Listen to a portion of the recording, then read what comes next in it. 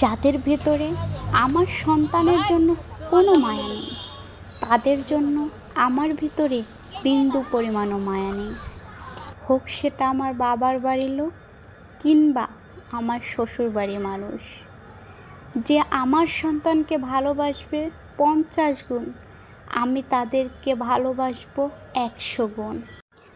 যারা আমার সন্তানকে সহ্য করতে পারবে না এক চক্ষে, তাদেরকে আমি সহ্য করতে পারবো না জীবনও 2 চক্ষে। বিয়ের আগে আমি কোনো গিফট পেলে তখন আমার ঈদ লেগে যেত, আর সন্তান জন্ম দেওয়ার পরে আমার সন্তানকে কেউ গিফট দিলে তখন আমার কোরবানির ঈদ লেগে যায়। মা, তুমি অনেক বড় হও, তোমার জন্য তোমার মা পাপার ভালোবাসায় যথেষ্ট। তুমি অনেক বড় হও মা।